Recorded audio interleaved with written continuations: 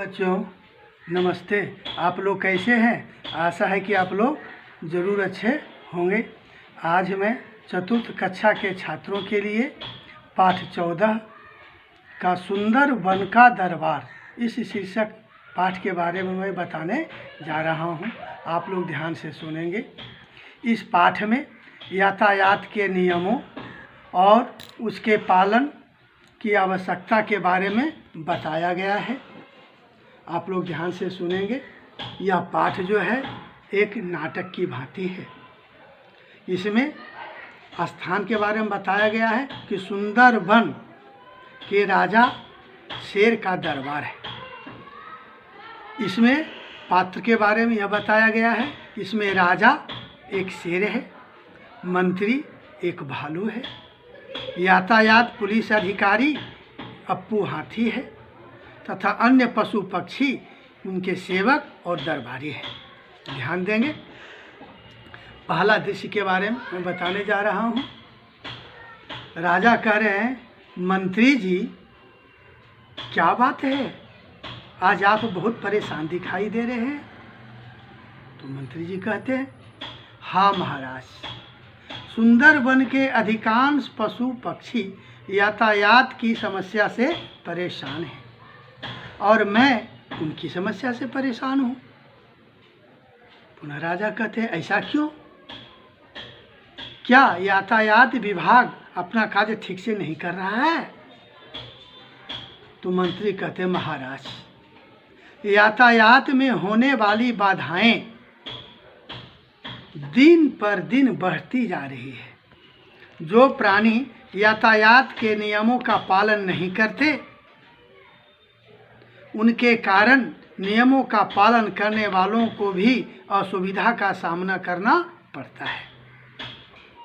सुंदर वन के पशु पक्षियों को यातायात के नियमों के प्रति जागरूक करना आवश्यक है, नहीं तो सभी को असुविधा भी होती रहेगी और दुर्घटनाएं भी होती रहेंगी। इसके बाद जो है राजा कहते हैं कि मेरे मन में एक विचार आया है। तो मंत्री जी कहते हैं, बताइए महाराज, वो विचार क्या है? तो राजा कहते हैं, मंत्री जी, मुझे लगता है कि इस अच्छे काज की शुरुआत राज दरबार से ही होनी चाहिए। आप कल ही यातायात पुलिस अधिकारी अप्पू को दरबार में आमंत्रित कीजिए। वे सभी दरबारियों तथा सेवकों को यातायात के नियमों के विषय में जानकारी देंगे। इस अवसर का लाभ उठाने के लिए सुंदरवन के विशेष अधिकारियों को भी बुलवाइए, जिससे वे स्वयं नियमों को अच्छी तरह से जानकर दूसरों को जानकारी दे सकें। मंत्री जी कहते हैं, जो आज्ञा महाराज। अब देखिए, पुनः दूसरा दृश्य आ गया है। दूसरा दृश्य में क्या है? ये अगले दिन का दृश्य है।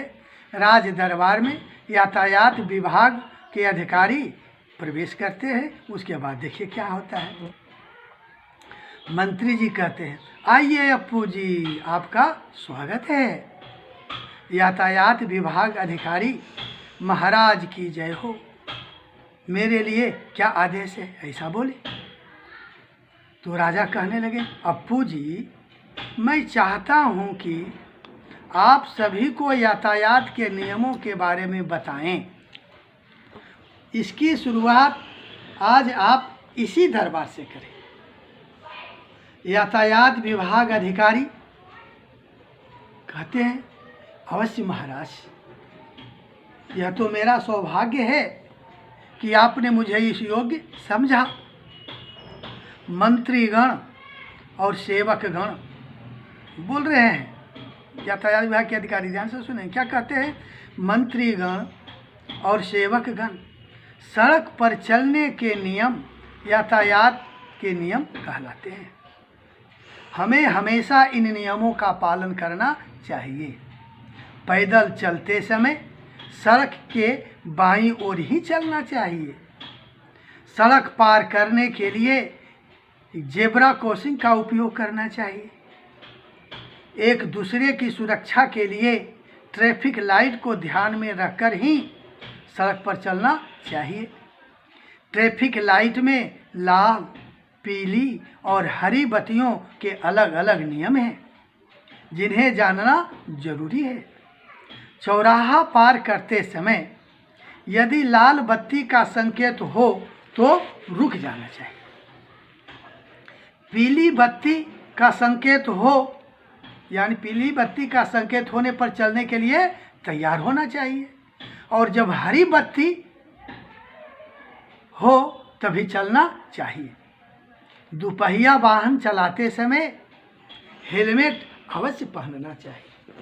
कोई भी वाहन बहुत तीव्र गति से नहीं चलाना चाहिए। वैसे तो और भी बहुत सारे नियम हैं जिनका पालन आवश्यक है, पर हम यदि इन नियमों को निभाने की शुरुआत करें तो भी असुविधा और दुर्घटनाओं से बच सकते हैं।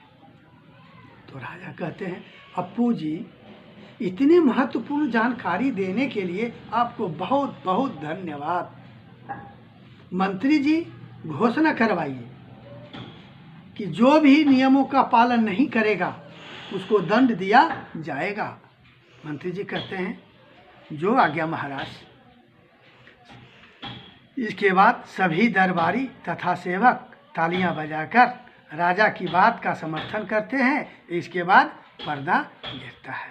बच्चों, आप लोगों ने इस कहानी को सुन ली है, ध्यान देंगे। इस कहानी में कहते यातायात के नियमों का पालन करने के पर जोर दिया गया है। कहा गया है कि यातायात के नियमों का पालन करने से हम अपने साथ अन्य नागरिकों की सुरक्षा को भी सुनिश्चित करें, ऐसा कहा गया है। इसलिए आप लोग भी ऐसा कीजिएगा। जो बच्चे इस चैनल को सब्सक्राइब नहीं किए हैं, कृपा करके वे सब्सक्राइब भी करेंगे और लाइक भी करेंगे। जो बच्चे सब्सक्राइब कर चुके हैं वे इसे सब्सक्राइब नहीं करके वे सिर्फ लाइक करेंगे। धन्यवाद।